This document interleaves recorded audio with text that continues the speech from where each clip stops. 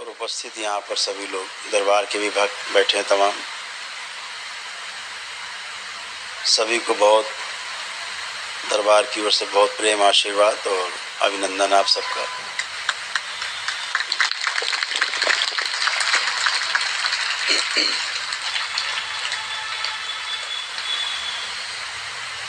अभी हमारे बीच में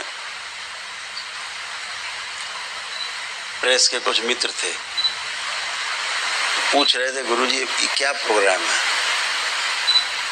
कभी देखा नहीं ऐसा प्रोग्राम है क्या। सही कह रहे थे।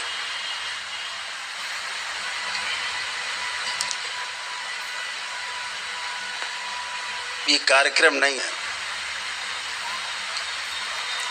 एक प्रकार का ये आराधना है, पूजा है अपने ईश्वर के प्रति, अपने गुरुओं के प्रति आस्था है, विश्वास है, श्रद्धा है। ये स्मृति पवित्रीकरण का कार्यक्रम है। और जो स्मृति पवित्रीकरण है वो भाषा में तो होता ही है। हमारे सभी वैदिक अनुष्ठान स्मृति पवित्रीकरण के लिए ही है। आप हवन करते हैं, जप तप ध्यान साधना प्रार्थना पूजा अनुष्ठान जो भी करते हैं आप, वाकई में सब ये स्मृति पवित्रीकरण के लिए ही है।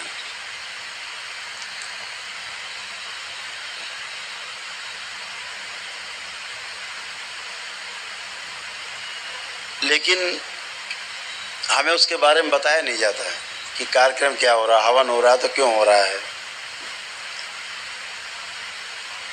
बस हवन में चलना है, कथा हो रही तो क्यों हो रही, बस चलना है, प्रवचन हो रहा है तो बैठना है। वाकई में जो स्मृतियां हैं उनको ही कम ज़्यादा का खेल है।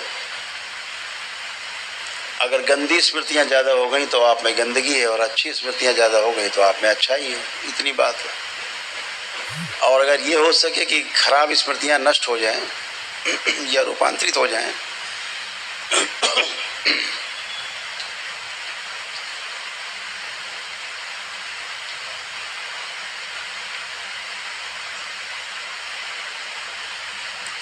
इतने से काम चल जाता है।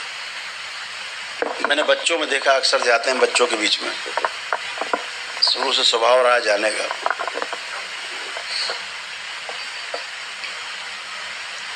जो बच्चे स्कूल नहीं जाते उनके साथ ही हम बैठते थे, कभी गए नहीं बच्चे उनके साथ बैठते थे। कक्षा 1-2 से लेकर के कक्षा 5 तक करके पढ़ाई छोड़ चुके बच्चे उनके साथ ही बैठे। IITian बच्चे उनके साथ ही बैठते थे, उनके भी जाते थे ओरिएंटेशन, और जो ओरिएंटेशन प्रोग्राम में जो उनका ओरिएंटेशन होता था उस प्रोग्राम में भी, और जो कुछ नहीं पढ़े लिखे उनके प्रोग्राम में भी कोई ज़्यादा अंतर नहीं होता है। एक तरफ वो संख्या है जो पढ़ लिख नहीं सकी और उसका उन्हें बड़ा अफसोस होता है, और एक तरफ वो संख्या है जो बहुत पढ़ी लिखी है लेकिन कुछ कर नहीं पा रही है, उनको भी अफसोस होता है। दोनों ही अफसोस में है, दोनों ही समस्या में है। जो नहीं पढ़ पाए वो भी समस्या में है, जो बहुत पढ़ गए उनमें भारी संख्या है इसी को जो समस्या में है। आखिर समस्या आती कहाँ है इससे?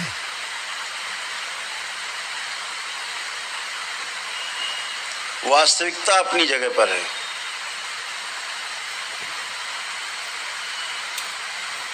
दो चीजें बहुत सिंपल हैं जिन्हें आपको समझना होगा। पहले, आप विद्यार्थी हैं, आप में समझने की क्षमता बहुत ज़्यादा है।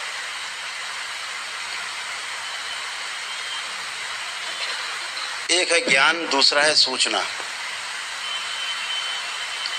आपको जो विद्यालय से मिल रहा है वो सूचना है, ये ज्ञान नहीं है। सूचना आपको आचार्यों के द्वारा मिलती है, यानी थ्योरी। और थ्योरी को जो प्रैक्टिकल में परिवर्तित करते हैं उनको समाज में गुरु के नाम से सम्मान मिलता है। जो प्रैक्टिकल करके जो आप थ्योरी में सीखते हैं, समझते हैं, समझने की कोशिश करते हैं, उसको प्रैक्टिकल करके दिखाने वाला, कराने वाला आपको गुरु कहलाता है। आचार्यों में गुरु में इतना अंतर, थोड़ा सा अंतर है। अभी गुरुओं की तो बाढ़ आई हुई है पूरी, प्रवचन चल रहे हैं चारों तरफ। अच्छा काम है वो भी, कुछ तो कर रहे हैं बेचारे, कुछ तो कर पा रहे हैं। लेकिन वास्तविकता जो है वो कुछ अलग है। अगर प्रवचन करने वाला अपने जीवन में जो कर रहा है और उसकी बात आपसे करता है, अनुभव कर रहा है और आपको अनुभव कराता है, तब तो बात आपके समझ में आती है, अन्यथा आपके बात समझ में नहीं आती।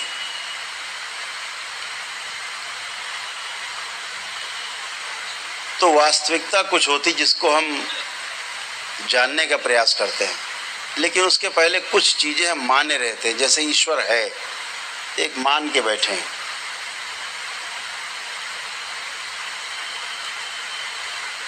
ईश्वर कहाँ है, कैसा है, दिखता कैसा है, पता नहीं, जाना नहीं। जब तक ईश्वर को जानते नहीं तब तक भ्रम बना रहता है।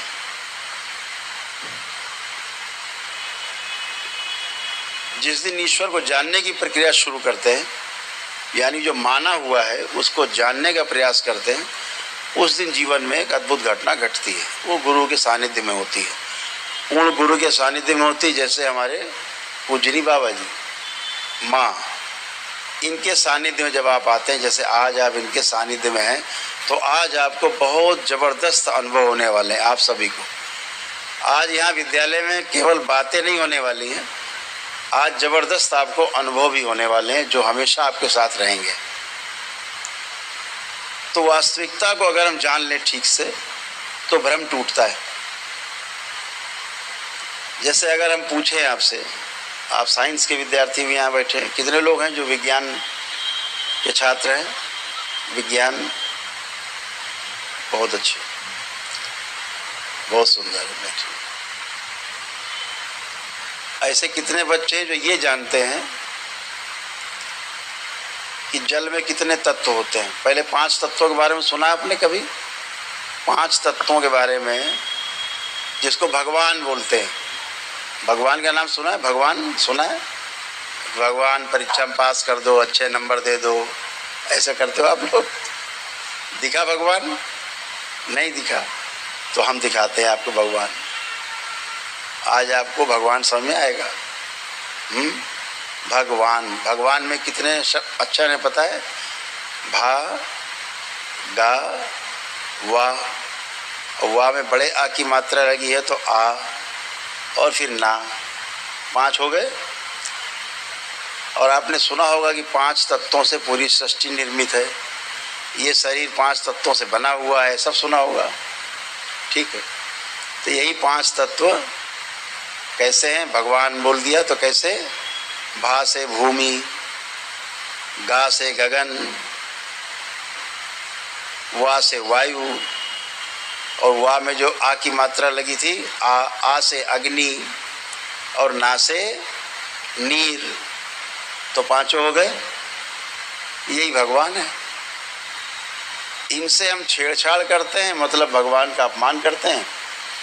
इनका सदुपयोग करते हैं, मतलब हम भगवान को प्रेम करते हैं। और क्या है? यही भगवान है। इस भगवान के साथ संतुलन अगर बना हुआ है इन 5 तत्वों में, तो आप निरोगी हैं। और भगवान में असंतुलन पैदा हो गया, भगवान रूठ गया, अगर रूठ गया मतलब असंतुलन हो गया, तो आप रोगी हो गए।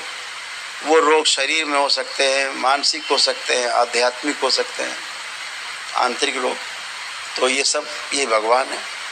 तो वास्तविकता को समझ लेने से सुख होता है, भ्रम टूटता है। जैसे अभी हम आपसे पूछे 5 तत्व हैं, जल में कितने तत्व होते हैं? जल में क्या क्या है? साइंस क्या कहती है? साइंस क्या कहती है कि जल में कितने तत्व हैं? साइंस के बच्चे बताएं जल में कितने तत्व हैं? जल में 2 तत्व बताए जाते हैं, है ना? आप लोग कहते हो 2 तत्व हैं, कौन कौन से? H2O जल, है ना? तो H जो है हाइड्रोजन का प्रतीक है, हीलियम, वो उसका काम है जलना। अग्नि का काम है जलना, अग्नि का प्रतीक है H, H2, 2 भाग अग्नि और 1 भाग ऑक्सीजन, H2O। तो जो 1 भाग ऑक्सीजन हो गई। तो कौन सा तत्व है? अग्नि तत्व है और वायु का तत्व है। 2 तत्व हुए, अग्नि और वायु। ये साइंस कहता है, आधुनिक विज्ञान। लेकिन ऋषि मुनि क्या कहते हैं? वैदिक साइंस क्या कहता है कि जल में 2 नहीं 4 तत्व हैं। अब ये 4 कैसे हो गए? 4 कैसे हो गए?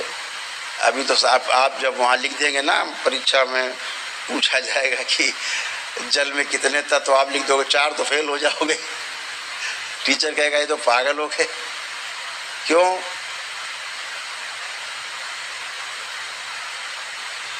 इसलिए पागल हो गए कहेंगे कि वहाँ तो 2 ही लिखे हैं, तो वहाँ 2 ही आपको लिखना पड़ेगा। लेकिन समझ लेना आवश्यक रहता है, अपने अंदर समझे रहना चाहिए कि 2 नहीं 4 तत्व हैं। कौन कौन से हैं? इन 5 तत्वों में से 4 हैं जल में। आपने अग्नि और वायु तो देख लिया। 2 और कौन से हैं? जब आपने अग्नि और वायु का मिलन देखा, 2 भाग अग्नि और 1 भाग वायु, तो क्या बन गया? जल। तो 1 तत्व और आ गया उसमें। अब तो हो गया वो जल, 3 तत्व हो गए, जल भी आ गया। अग्नि वायु और जल बन ही गया है, मिलने के कारण अग्नि वायु तो जल हो गया। अब चौथा तत्व कौन सा है? उसे बोलते हैं आकाश। यानी अग्नि वायु जल तीनों को जो संतुलन में जिसने मिलाया है उसका नाम है आकाश। तो 4 तत्व हो गए। अब बचा पृथ्वी। तो जब शिवलिंग पर जाके जल अर्पित कर देते हैं, जलाभिषेक करते हैं, तो पृथ्वी तत्व है। तो हो गए 5 तत्व हो गए, पूजा हो जाती, हो गए भगवान। यही तो है। ऐसे भगवान से भगवान मिल गए। तो वास्तविकता को समझने से अंदर अपने कॉन्फिडेंस होता है। लेकिन अब परीक्षा में न लिख देना आप लोग 4 तत्व होते हैं, नहीं तो टीचर आपके फेल कर देंगे। क्योंकि बेचारे वो जानते ही नहीं, वो कहेंगे ये क्या लिख दिया। क्योंकि ऐसा मेरे साथ एक बार हो चुका है, इसलिए आप लोग ना करना।